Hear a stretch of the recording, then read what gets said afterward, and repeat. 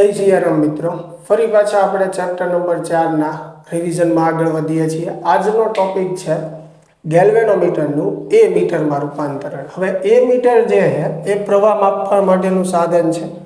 Galvanometer વડે આપણે પ્રવાહનું પણ માપન કરી શકીએ છીએ। તો એની માટે આપણે જોઈએ, ધારો કે આપણી પાસે કોઈ અવરોધ છે આ, અને થોડું તમને વધારે સમજાય એટલે આપણે આ આરની કંઈક કિંમત પણ ધારી લઈએ। ધારો કે 5 ઓહમ છે, બરાબર। એની સાથે આપણે બેટરી જોડી દીધેલી છે, અને આ બેટરી જે છે એના વોલ્ટેજ જે છે એ પણ 5 વોલ્ટ આપણે લઈએ છીએ, બરાબર। ચાલ, તો હવે આ પરિપથમાંથી પસાર થતો પ્રવાહ મારે મેળવવો હોય તો ઓહમના નિયમ પ્રમાણે I બરાબર V/R કરવાથી મને મળશે, બરાબર। તો V જે છે એ કેટલું છે? 5 છે। R કેટલું છે? 5 છે। એટલે પ્રવાહ જે છે એ પરિપથનો કેટલો આવશે? 1 એમ્પિયર આવશે।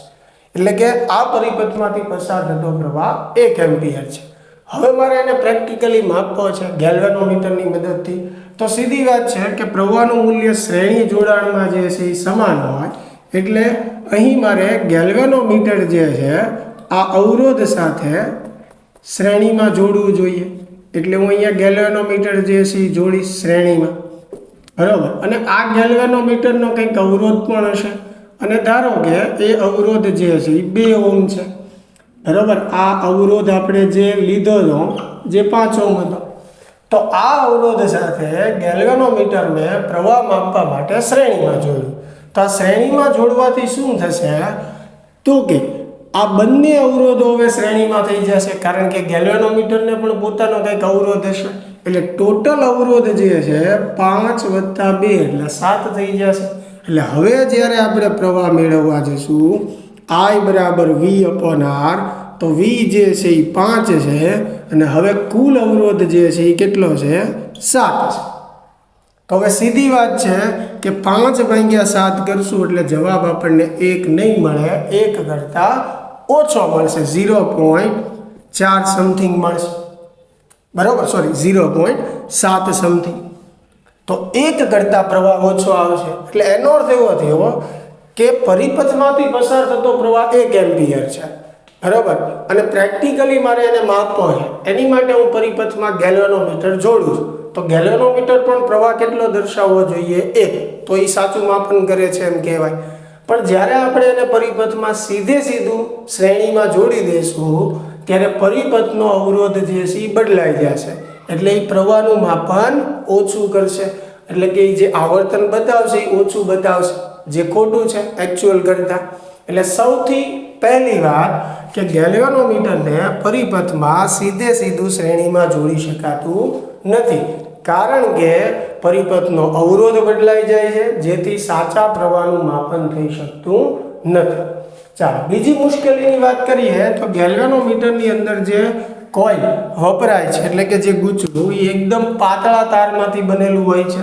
અહીંયા ગેલ્વેનોમીટર શ્રેણી જોડાણમાં જોડેલું છે, એટલે જો આ પરિપથમાં પ્રવાહનું મૂલ્ય ખૂબ વધારે હોય તો એ પ્રવાહ ગેલ્વેનોમીટરમાંથી પણ પસાર થશે, કારણ કે આ બંને શ્રેણીમાં છે।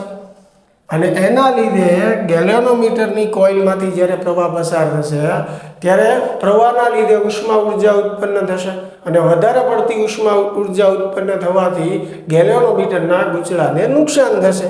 એટલે બીજી મુશ્કેલી એ છે કે જ્યારે મોટા મૂલ્યનો પ્રવાહ પરિપથમાંથી પસાર થતો હોય ત્યારે ગેલ્વેનોમીટરને નુકસાન થવાનો ભય રહે, બરાબર।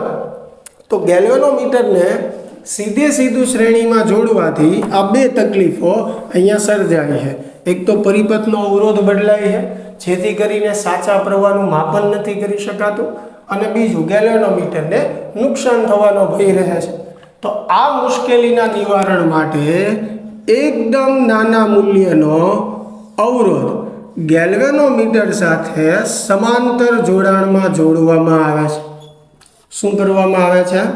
તો કે આ મુશ્કેલીના નિવારણ માટે એકદમ નાના મૂલ્યનો અવરોધ ગેલ્વેનોમીટર સાથે સમાંતર જોડાણમાં જોડવામાં આવે છે, જેને શન્ટ કહેવામાં આવે છે, બરાબર। જેને શું કહેવામાં આવે છે? શન્ટ। હવે જોઈએ કે શન્ટ જોડવાથી આ મુશ્કેલીનું નિવારણ કઈ રીતે થયું. ધારો કે શન્ટનું મૂલ્ય જે છે એ 0.02 ઓહ્મ છે, જે ગેલ્વેનોમીટર સાથે મેં કયા જોડાણમાં જોડેલું છે, સમાંતરમાં. હવે આપણે આખા પરિપથનો અવરોધ જે છે એ વિચારીએ તો આ બંને સમાંતરમાં થશે, એટલે એનો સમતુલ્ય અવરોધ આપણે આ સૂત્ર દ્વારા સમાંતરના મેળવી શકીએ અને એની કિંમત તમે મૂકશો તો એ અરાઉન્ડ 0.02 આવશે. હવે આ 0.02 ઓહ્મ છે એ આની સાથે શ્રેણીમાં થશે, એટલે પરિપથનો કુલ અવરોધ જે છે 0.02 વત્તા 5 જેટલો થશે, જે 5.02 થશે. તો હવે મૂળ વાત ઉપર આપણે આવીએ તો આપણે પ્રવાહ કોનો માપવાનો હતો? 5 ઓહ્મના અવરોધના પરિપથનો, અને જે કેટલો આવતો હતો? 1 એમ્પિયર. તો અહીંયા તમે જોઈ શકો છો કે શન્ટ જોડવાથી લગભગ પરિપથનો અવરોધ 5 જ છે, એટલે કે શન્ટ જોડવાથી પરિપથનો અવરોધ લગભગ બદલાતો નથી. એટલે આ પહેલી મુશ્કેલીનું નિવારણ થઈ ગયું કે શન્ટ જોડવાથી અવરોધ જે છે લગભગ અચળ થઈ ગયો.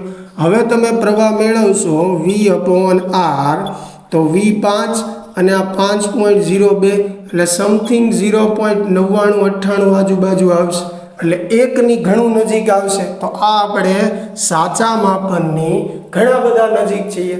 એટલે આમ શન્ટ જોડવાથી પરિપથનો અવરોધ બદલાતો નથી, એટલે સાચા પ્રવાહનું આપણે માપન કરી શકીએ છીએ. હવે બીજી વાત કે આ બંનેમાં શન્ટનો અવરોધ જે છે ઓછો હોય છે, એટલે મોટા ભાગનો પ્રવાહ શન્ટમાંથી પસાર થઈ જશે, એટલે ગેલ્વેનોમીટરને નુકસાન થવાનો પણ ભય રહેશે નહીં. આમ શન્ટ જોડવાથી બંને મુશ્કેલીઓનું નિવારણ થઈ જાય છે. અને શન્ટ કેટલા મૂલ્યનો જોડવો જોઈએ? તો એની માટેનું સૂત્ર છે Ig × Rg upon I - Ig, જ્યાં I શું દર્શાવે છે? પ્રવાહનું માપન. દાખલા તરીકે મારે 2 એમ્પિયર પ્રવાહ માપવો છે, તો અહીંયા હું I2 લખીશ. 1 એમ્પિયર પ્રવાહનું માપન કરવું છે તો I જે છે આપણે 1 લખશું. Ig જે ગેલ્વેનોમીટરની પ્રવાહ ક્ષમતા દર્શાવે છે, જે પ્રવાહ માટે ગેલ્વેનોમીટર પૂર્ણ સ્કેલ આવર્તન દર્શાવે તે પ્રવાહને ગેલ્વેનોમીટરની પ્રવાહ ક્ષમતા કહેવાય. Rg જે છે ગેલ્વેનોમીટરનો અવરોધ દર્શાવે છે. આ બધી વેલ્યુ આપણે અહીંયા મૂકીએ. દાખલા તરીકે મારે 2 એમ્પિયર પ્રવાહનું માપન કરવું છે, તો હું અહીંયા 2 મૂકીશ, તો એ પ્રમાણે શન્ટ કેટલો જોડવો જોઈએ એ આપણને મળી જશે. જો એ મીટરની અથવા ગેલ્વેનોમીટરની પ્રવાહ ક્ષમતા n ગણી કરવી હોય, એટલે કે જ્યારે એની પ્રવાહ ક્ષમતા n ગણી કરવામાં આવે ત્યારે શન્ટનું સૂત્ર જે છે એ થશે Rg/n-1, જ્યાં n શું બતાવે છે કે કેટલા ગણી આપણે પ્રવાહ ક્ષમતા કરેલી છે. તો એવા કેસમાં શન્ટનું સૂત્ર આ થશે. તો અહીંયા આપણે સમજી શકીએ કે આ શન્ટનું મૂલ્ય જે છે એ શક્ય એટલું નાનું હોવું જોઈએ. આદર્શ રીતે આપણે વાત કરીએ તો શૂન્ય હોવું જોઈએ. પ્રેક્ટિકલી તો શક્ય જ નથી કે કોઈનો અવરોધ શૂન્ય હોય. આદર્શ રીતે આપણે કહી શકીએ કે ભાઈ આનો અવરોધ શૂન્ય હોવો જોઈએ. તો આપણને MCQમાં પણ બોર્ડમાં પૂછે છે કે આદર્શ એ મીટરનો અવરોધ જે છે એ જણાવો. તો આદર્શ એ મીટર માટે અવરોધ શું આવશે? શૂન્ય આવશે. તો મિત્રો, આ ટોપિકની અંદર આપણે ગેલ્વેનોમીટરનું એ મીટરમાં રૂપાંતરણ કઈ રીતે કરવાનું, એટલે કે જ્યારે ગેલ્વેનોમીટરની મદદથી આપણે પ્રવાહ માપીએ છીએ તો કઈ મુશ્કેલી આવે છે, એ મુશ્કેલીનું નિવારણ કઈ રીતે થાય છે, અને એની માટે શન્ટનું સૂત્ર અથવા શન્ટની કિંમત કઈ રીતે નક્કી કરવી એ સૂત્રની પણ આપણે ચર્ચા કરી. આશા છે કે આપને વ્યવસ્થિત સમજાણું હશે. મળીએ હવે નેક્સ્ટ લેક્ચરમાં.